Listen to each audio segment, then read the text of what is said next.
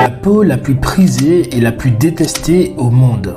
Cela peut sembler contradictoire, mais pour des millions de personnes, cette réalité est vécue au quotidien. Dans un monde où les standards de beauté oscillent entre diversité et uniformité, la mélanine, cette substance naturelle qui donne sa couleur à notre peau, se trouve au cœur d'un paradoxe mondial. Miss Guadeloupe! Miss Nord-Pas-de-Calais. Des peaux foncées et noires qui ont leur particularité. Difficile de trouver des dermatologues spécialisés.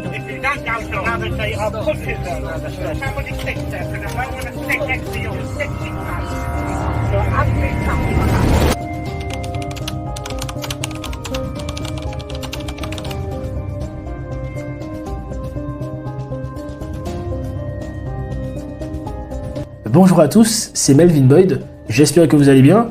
Alors bienvenue dans cette nouvelle vidéo qui est sûrement la vidéo la plus importante de toute ma chaîne. Alors si ce n'est pas déjà fait, abonnez-vous. Et puis surtout, n'hésitez pas, si cette vidéo vous plaît, à mettre un gros pouce bleu.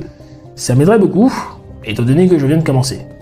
Alors la peau noire, mate, bronzée ou métissée est admirée et vénérée dans de nombreuses cultures. On parle souvent de la peau mélanisée comme étant éclatante, dorée au soleil, mystérieuse, puissante, symbole de force, de résilience. Elle illumine les podiums, les magazines et les écrans. Mais pourquoi cette peau est-elle aussi prisée?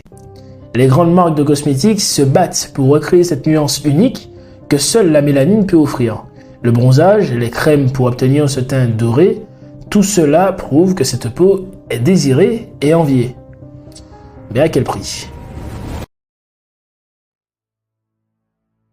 La mélanine n'est pas qu'une question d'apparence. Elle porte une histoire, une culture, des luttes. Partout dans le monde, elle relie les communautés.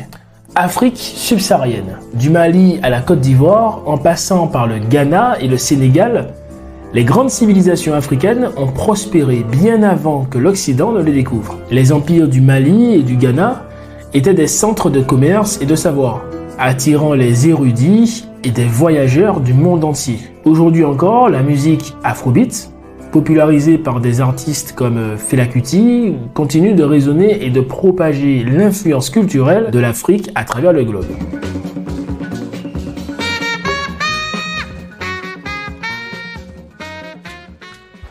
Partons maintenant du côté des Antilles. Dans la Caraïbe, la mélanine raconte l'histoire des résistances, de l'esclavage aux luttes pour l'indépendance. Aimé Césaire, poète et homme politique martiniquais, a transformé la pensée autour de la négritude, une philosophie qui réaffirme la fierté des racines africaines des Antillais. Aimé Césaire, vous considérez-vous comme un poète africain ou comme un poète français? Et si j'étais tout bêtement un poète antillais? Après tout, c'est cela, les Antilles. Les Antilles, c'est l'Afrique, plus la France. Vous avez lancé le mouvement de la négritude. Que faut-il entendre par négritude? Oui, je sais que le mot n'est pas très bon. Mais on n'a pas trouvé d'autre. En tout cas, il dit bien ce qu'il veut dire. C'est un mouvement littéraire qui s'est donné pour but d'exprimer les problèmes de l'homme noir sur la base d'une prise de conscience par celui-ci de sa propre et de sa véritable condition. Mais est-ce que l'évocation de l'Afrique signifie le rejet de l'Occident? Certainement pas. Sur le plan musical, le zouk et le dancehall, genre nés des îles, sont devenus des symboles de l'identité antillaise et résonnent à travers le monde. Remontons du côté maintenant du Maghreb, qui, avec son héritage arabe et berbère, a contribué à la science, à la culture et à l'architecture.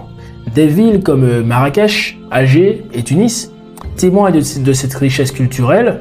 Des figures comme Ibn Khaldoun, historien et philosophe arabe, ont profondément influencé la pensée occidentale avec des concepts novateurs, notamment sur la société et l'économie. On va maintenant parler du Moyen-Orient et du monde arabe.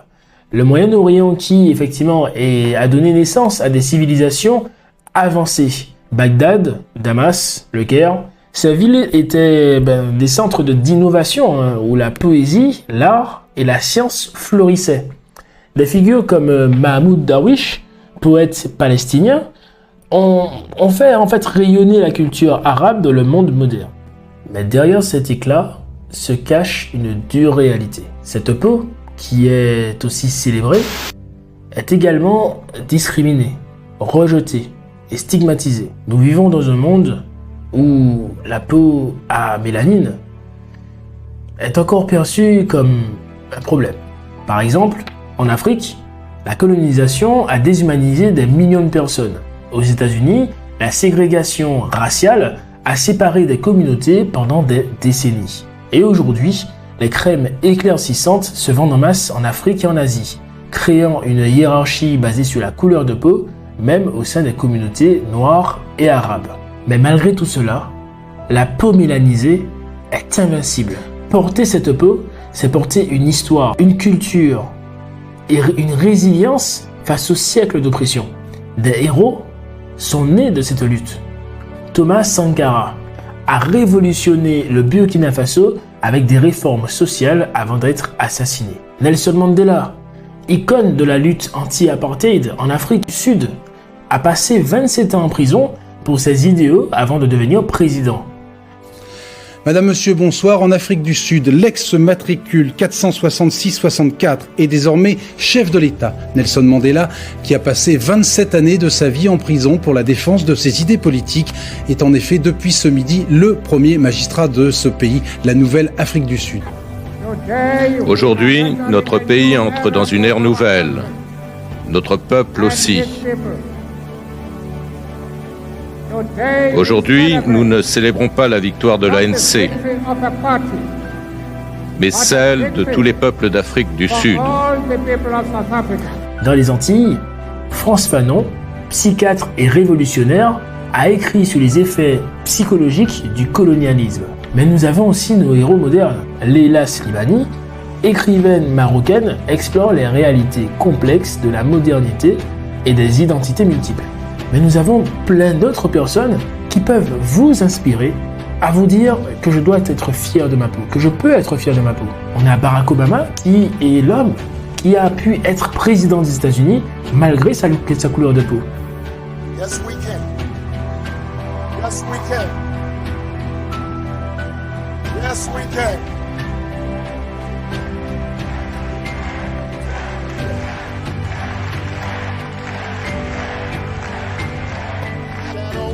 The old state capitol, where Lincoln once called on a house divided to stand together, where common hopes and common dreams still live, I stand before you today to announce my candidacy for President of the United States of America. On a Rihanna qui aujourd'hui est l'une des femmes les plus puissantes dans le monde. So when we're marching and protesting and posting about the Michael Brown Jr.'s and the Tatiana Jeffersons of the world, tell your friends to pull up. Tonight is not really about me because the purpose is bigger than me, right? You know, it's not bigger than us together, but it's bigger than me because my part is a very small part of the work that's being done in this world and the work that is yet to be done. That if it's your problem, then it's not mine. It's a woman's problem. It's a black people problem. Cette peau, notre peau, est à la fois prisée et détestée. Mais elle reste invincible. Qu'elle soit africaine, antillaise, maghrébine ou arabe. Elle est un bouclier, une barrière.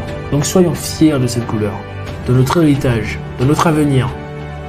Nous sommes ici avec la peau la plus prisée et la plus détestée au monde, mais aussi la plus forte. Sing praise, how sweet the sound that saved